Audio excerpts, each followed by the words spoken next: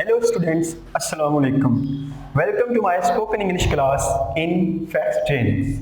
I am your English trainer Muhammad Ahmed. I have done M English from National University of Modern Languages Lahore campus.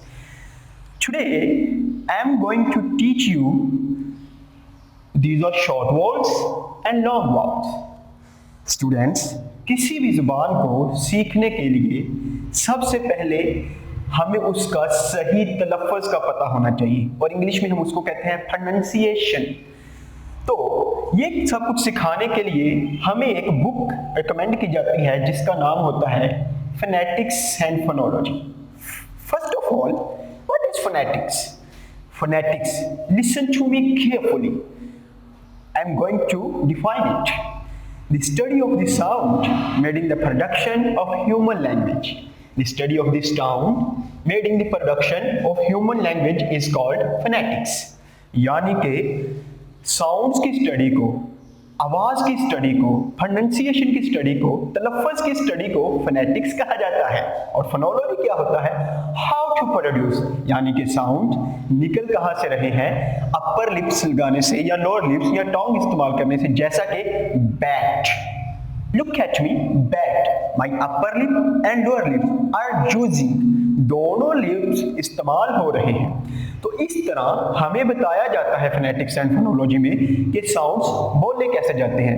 Again, listen to me carefully. I am going to define phonetics. The study of the sound made in the production of human language is called phonetics. And phonology, how to produce, के sounds को निकाला कैसे जाता है, निकलते कैसे हैं। और ये कुछ शॉर्ट वाउल्स हैं और ये उसके सिंबल्स हैं। दीज आर द सिंबल्स, इनको हम बोलते हैं symbols. These are the 6 symbols, these are the 6 short vowels। और ये जो short vowels हैं हमें बताएंगे कि ये आवाज कैसे निकलती है, लफ्ज सही बोला कैसे जाता है। Repeat with me.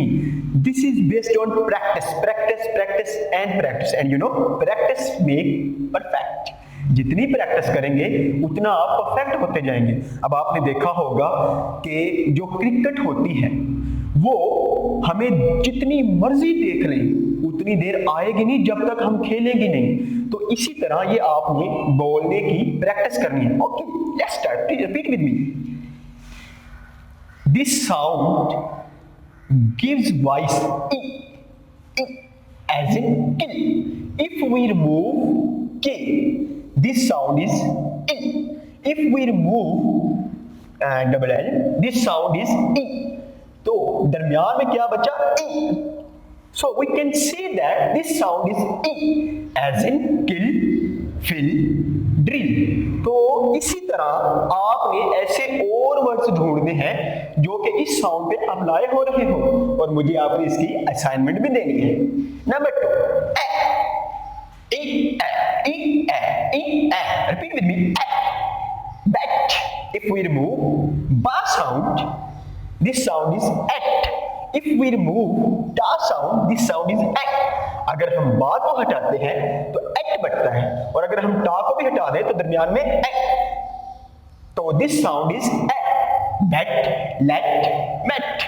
इसी तरह as in cat, bat, mat। इसी तरह as in but, cut। If we remove ba sound, this sound is if we remove da sound, but cut। Repeat with me. This is based on practice. This sound is as in good, wood। This sound is good। This sound is as in couch, lot। This sound is couch, lot। Now we move on long words। Short words आपने खुद देखा हमने कितनी fluency के साथ ई act किया। और इस तरह लॉन्ग वर्ड्स मतलब थोड़ा सा लंबा। तो these are 5 long words. Ee, repeat with me. Ee as in meat, खा। Sorry, this sound is ee and as in खा। This sound is O as in ball. This sound is oo as in food, mood. This sound is as in shirt, flat, heart. So students, these are 5 long vowels and 6 short vowels. तो ये था हमारा spoken English का first lecture. तो घबराइए नहीं, English बोलना कुछ मुश्किल काम नहीं है। ज्यादातर टीचर्स क्या होते हैं, आपको जस्ट कुछ चंक सिखा देते हैं, फ्रेज सिखा देते हैं, लेकिन हम सीखेंगे अच्छा इंग्लिश कैसे बोली जा सकती है, अच्छी प्रोनाउंसिएशन कैसे बोल, जैसे I'm going to teach you। तो अच्छी इंग्लिश जैसे कि नेटिव बोलते हैं हम वैसे सीखेंगे। तो मिलते हैं हमारे सेकंड लेक्चर में, तब तक के लिए अल्लाह हाफिज, बाय।